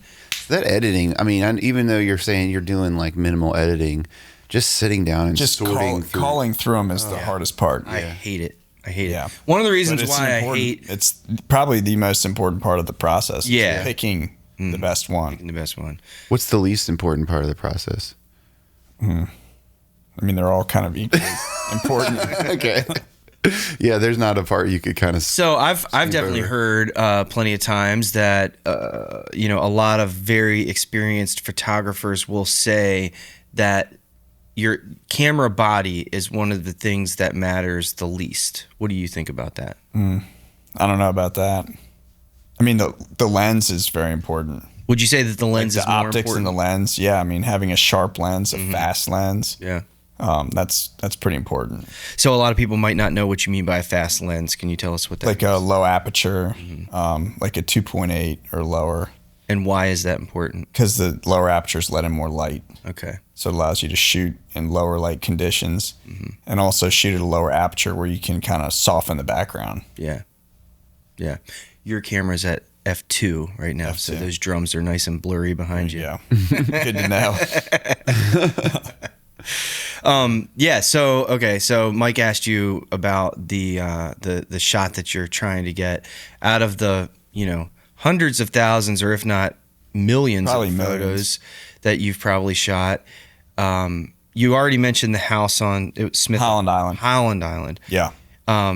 Is there another one that really like sticks out to you where you were just like, man, I love that shot? Like one of your favorite shots. Another one of my favorite shots from the bay, which was actually taken kind of right near there, near Bloodsworth Island, which is kind of close to Holland's, was a crab and a rockfish underwater.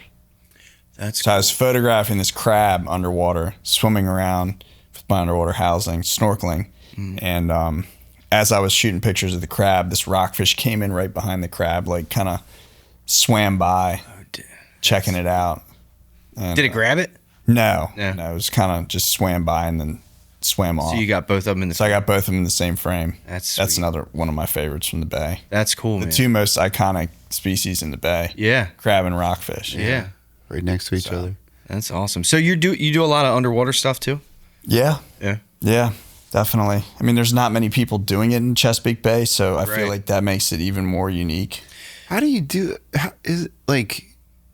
Isn't it dark under there? Like, Well, my first thought was The water like, clarity. yeah, the water clarity around here is not great. Probably a lot better in like Peru or The something. Galapagos were amazing. Dude, that's got to be Incredibly clear water. Yeah. so you have But to around be kinda here, shallow? I mean, if you're shooting underwater without lights, without strobes, you're shallow, Yeah. Okay.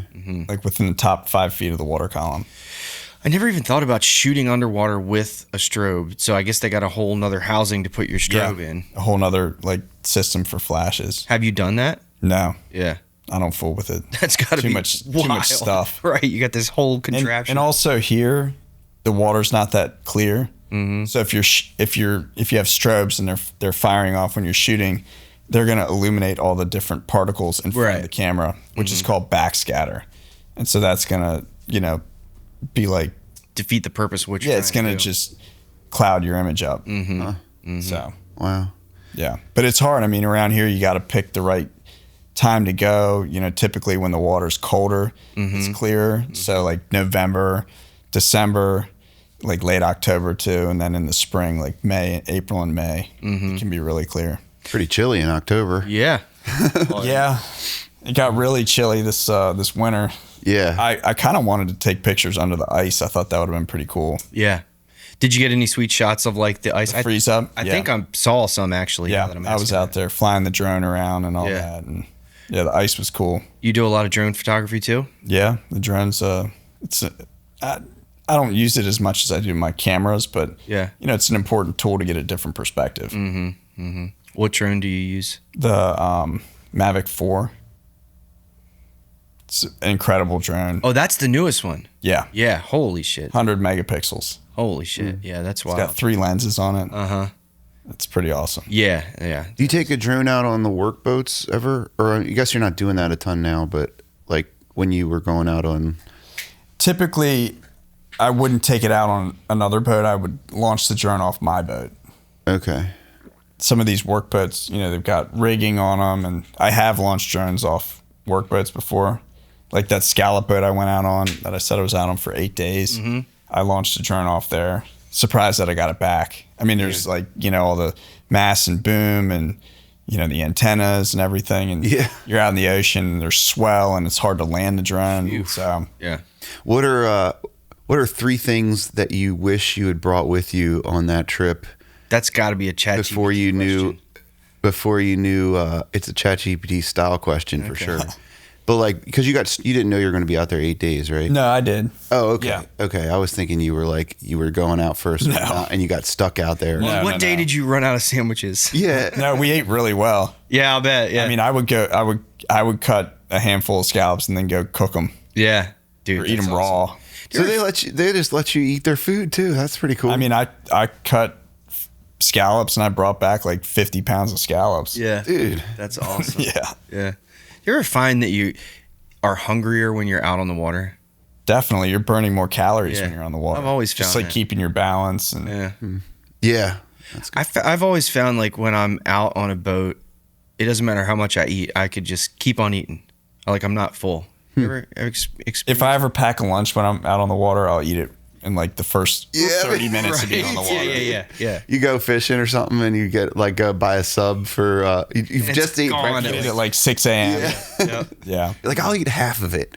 And then they're like eyeing that other half. You know, you might wait 20 minutes. I do that every time, man. Yeah, Yep. absolutely. So do you like to go out on the water just for fun? Like, Oh, yeah. okay, you don't take the cameras sometimes? No, I'll always bring the cameras. Yeah, I would imagine you probably Yeah. always. I'll regret it if I don't. Yeah, that's true. Okay, fair enough. But I'll go, fish and all that. Okay. That's the time when you always get the best opportunities, when you don't have your camera with Exactly. Do you have any other hobbies that you enjoy? Fishing, Okay. gardening, Gardening? Nice. What do you like like? vegetable gardening, Yeah, I was going to say, what do you like to grow? stuff that I can eat Yeah, feel you there. or smoke. No, I'm kidding. Not yet. I did always, it always kind of like baffled me, like just growing stuff to look at, you know? Yeah, I'm not a big flower guy. Actually, like I just bought a house in Annapolis a couple years ago, and they had a bunch of hydrangeas planted. I was like, "Fuck these things." Growing some potatoes. No, I put in blueberry bushes. Nice, dude. Yeah, Yeah. I'm not a huge flower guy either, but hydrangeas are kind of cool. they're pretty, but like You're like, I I'd can't rather eat have them. something that I can eat. Yeah. I mean, there's some flowers you grow to help protect the For pollinators, like yeah. But outside of that, I never understood it. My mom would just be out there growing stuff to look at, you know, like why? different strokes. Yeah, Yeah, just man. eat some of this stuff, you know. I have a Or bunch of smoke it. bunch of fig trees. Oh, that's really? cool. Yeah, I've been big into figs.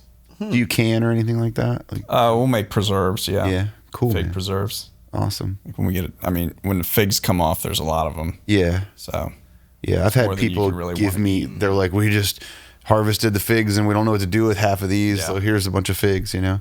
I love figs. Yeah. I used to eat fig Newtons when I was a kid. There's I don't no know if- actual fig in those, probably. Really? No, I'm sure there are. They're just not. It's They're like eating. Indonesian It's like figs. eating Indonesian crab meat. Right. Do you organic garden or do you? Yeah. Yeah. I'll use like fish carcasses for fertilizer and Awesome. make my own compost and all that. Nice. That's pretty cool. Yeah. How do you make your compost? Just throw all the Throw a pile in food there? scraps in a pile. Okay. Just let it Isn't that how everybody makes decompose. compost? Yeah. Well, there's like different ways to do it. Like we have this. Yeah, I guess so. Yeah. I mean, we have like this big. Like a big barrel. Yeah, kind of. It's like an igloo, kind of, and you take the top off. You, like, and spin it in the around top, every and then you Rotate it. can open the front up, and you got So I've just got a big box in my backyard, like a wooden box. It kind of looks like a beehive. yeah, And just throw everything in there and just let it decompose. yeah. So fish carcasses, huh? I never Fish carcasses, never tried that. That's how the Native Americans did A it. lot of nutrients in there. Yeah. Yeah. So if you could go back in time and start, your photography journey over again, is there anything you would do differently, like stuff that you know now that you wish you would have done as a younger lad? I don't think so. Yeah. I mean, maybe started doing the Waterman photos sooner. Yeah. Yeah. Like when I was in college, I went to St. Mary's College. Mm-hmm. I probably would have benefited from doing that down there. Just starting that particular theme a little bit earlier. How soon did you embrace like the digital stuff? Was it immediate, or were you It kind was of in like 2008. So, but I mean, in terms, I don't know when photography started becoming like, was it like the early 2000s? I guess when. Yeah, when digital took off. So you didn't go right away. You kind of No. stuck with I mean, I think my first digital camera was it was a report card award in high school for doing well in my grades. From your parents? From my parents. And Yeah. it was like a point and shoot Olympus that was like 3 megapixels. Yeah. So that's when I first got a digital camera. Okay. And then I kind of moved up from that. Did you have any like reservations about it, or was it just No. Okay. I mean, it was awesome. Yeah. yeah. I'll Yeah. bet. Yeah. Switching from film to digital was like, it was wide open. Yeah. What made you go back to Nikon? I've just always used Nikons. Even after like your next digital camera after that Olympus was a Nikon? Yeah. Yeah. Yeah. That was just like a little point and shoot, like a cheap, couple $100 camera. Right. I still have it. It's at my studio. Oh, that's cool. On the shelf. Yeah. But I've always used Nikon. So, Just something I'm a creature of habit. Yeah. If I use it and get familiar with it, I'll stick with it. Well, you mentioned that first film camera was a Nikon, right? Yeah. Yeah. So I could use the old lenses from that film camera on my Nikon DSLR digital. Yeah, that's convenient. Yeah. Yeah. Cool, man. So, what you have any other big plans? You got some outing Book. Got the book? Yep. Yeah. Atlantic Harvest, workshops, more travel. I'm hoping to do a workshop in Cuba, but that might not happen. And the workshops are all sold out. Workshops are completely sold out for 2026. Wow. Dude, that's awesome. Yeah. Awesome for you. Just Sucks curious. for anybody that wouldn't want to do it. Yeah. This is true. this is like a business technical question, but with the workshops, do you get like a down payment or do people pay Take the a whole deposit. thing? Okay. Yeah. It's non-refundable, I'm assuming, or do you? I'm usually pretty flexible with that. Yeah. I mean, that's the benefit of not having like a bunch of layers to go through. It's like, it's discretionary. Okay. I mean, I've had people, this was the weirdest situation with the cancellation, but somebody called me the night before or the night of the workshop at like 1 a.m. and their cat had knocked over a glass of water that like destroyed their phone. Oh. And so they had to cancel. I didn't refund them. But if somebody has like, a health emergency or a death in the family or like something like legitimate excuse that they can't make it, of course I'll, Okay. refund them. Yeah. So when you get that money, do you put it into your business right away, or do you kind of reserve it in case the I go workshop straight to doesn't? the casino. Yeah. But I mean, let's say you can't do the workshop for some reason. I've never had that happen. Yeah. I mean, when I say I'm going to be somewhere, I'm going to be there. Okay. But I mean, What if you have a obviously death in the something, family? something could happen. Yeah. If your cat breaks your phone. Yeah. I'd get a new phone or kill the cat Or both. or both. Yeah. Okay. But so you start spending that money in your business pretty much. Well, I mean, I'll reserve the lodging for the workshop and, Yeah. any expenses like maintenance expenses for the boat and that type of thing. And Yeah. Okay. yeah, There's some overhead involved in that stuff. definitely. Yeah. Yeah. A lot of overhead. Got to reserve the Smith Island cakes, and Yeah, exactly. that's really cool, man. That you go that extra mile to have those extra, conveniences, little things that are added to the trip. Yeah. It makes it more authentic. Yeah, and I mean involving the community with it too. that is true. Yeah. Yeah. You're like a mix of a photographer, journalist, travel agent, like tour guide, Boat captain. boat captain. Yeah. That's a You lot got of to hats. put on a lot to of wear. different hats. That's something I wanted to ask you about. When did you get your captain's license? 2017. Okay, so pretty early Yeah. on in your. Did you realize like I want to do some workshops and I'm going to need this? Yeah, I mean, I had to take it to the next level if I was going to advertise the workshops. Right. So it was specifically for. Specifically for the workshops. Yeah, yeah. Because I mean, let's be honest, the captain's license, you don't learn how to operate a boat. Right. It's just a formality. Well, it's a lot of like navigation and stuff like Yeah, that. it's Right? navigating by chart, which Yeah. who does that? Yeah. Like celestial navigation, like Right. by stars. Yeah. Like, come on. We're out in the day, man. it's a great skill to have. Rules of the road, all that, that's good to know, but like common sense, and if you spend enough time on the water, Yeah, sure. like captain's license is, I won't say it's unnecessary, but you're not going to learn how to become a safe boat operator just by sitting in that course No, and taking for a sure. test. Yeah, for sure. That's got to be tough, like to be.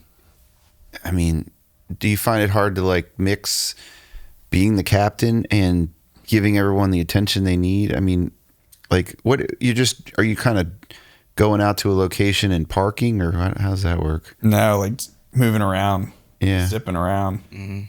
So you got to be really. I mean, you're responsible for all those people. Yeah. I guess if you know that they have been on the water before, and I've seen people do some dumb stuff on a boat before. Like, Generally, they've been pretty well behaved. that's cool. Yeah. Do you have like a no drugs or alcohol policy? Oh, for sure. Yeah. Okay. Yeah, for sure. That's good. Yeah. I mean, the photographers. Can I do cocaine on your it's boat? not the crowd that's going to do drugs or Yeah. drink. I mean, maybe they'll have if people are going to drink on the workshops, they'll have a glass of wine or a beer, like back at the house, when the day's over. Yeah. But generally, you don't want to drink anything because you're getting up at like Yeah. 4 a.m. And that's not what they're there for. They're there to learn No. how to take 4 a.m. awesome eating a photographs. sub and going for it. Yeah. Right. When I went, we were at the Waterman's Festival, and my father-in-law got us on. They do the boat race. Docking. Yeah. Well, no, the race.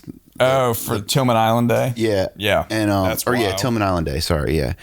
And he got us on one of the boats, and the dude, That's crazy. Dude, it was crazy. And the dude's just drinking. Everyone's What just. boat were you on?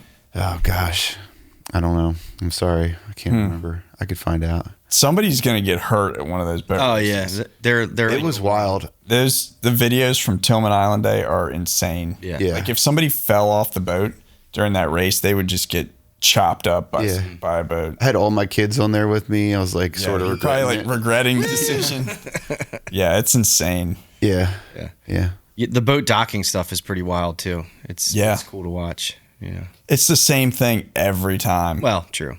Yeah. And it's the same people. I mean, And the anchor throws. Yeah. if you haven't seen the boat docking, it's awesome. But Right. seeing it again and again and again, you're like, oh, all right, Derek's going to win, or Yeah. Right. Jamie's going to win. No, I think I know I've been there at some point when I was younger. But yeah, I don't really have a desire to go back. I've seen plenty of videos, when they do it. But it's cool. Have you ever documented any of those Boat docking? Yeah. Yeah. The one in St. Michael's and Chris Field. Chris Field's where it all started. Oh, okay. Yeah. I didn't realize that. But it used to be all, a lot of the people doing it are still watermen, but used to be all just work boats. Now people have boats that are specifically made for boat docking. That's ridiculous. So it's kind of changed it a little bit. Yeah, that's a little bit. It's a little bit less authentic. Yeah. It's kind of gotten away from its roots. Yeah. What are they doing with the boat for the rest of the year? It's just a boat docking boat. A boat docking boat. Yeah. That's like the most ridiculous thing It's ever. like Derek Hoy has the crusher. Yeah. That thing's unbelievable. I mean, maybe he'll go oystering on it, but that boat's built for boat docking. Right. And then Jamie Marshall has the Heather Nicole. That thing's just used for boat docking. So there's a little bit of the headbutting between the watermen, like specifically on like Deal Island, who, they do it with their boats that they're crabbing on. And, Right. Those are like, they're not set up for boat docking. Yeah. And that's what it was meant Real to work be. boats. That's what it started as. Yeah. Yeah. But it's evolved. Yeah. I didn't know that they had. It's certainly more exciting now. Yeah. They can go faster and whip the boats around quicker. And Right. it's become more like commercialized, you can say. Yeah, that's ridiculous. You got anything else, Mike? I don't think so. Super interesting You got stuff, anything dude. else? I Yeah. mean, I could ask you. I've got a million, super technical, nerdy photography questions, but I won't ask you that. Come on a workshop. Dude, Next year. I would, yeah, I would love to, definitely. Or come to the studio. Yeah, I'd love The to do open that, house, man. the 12th and 13th of April.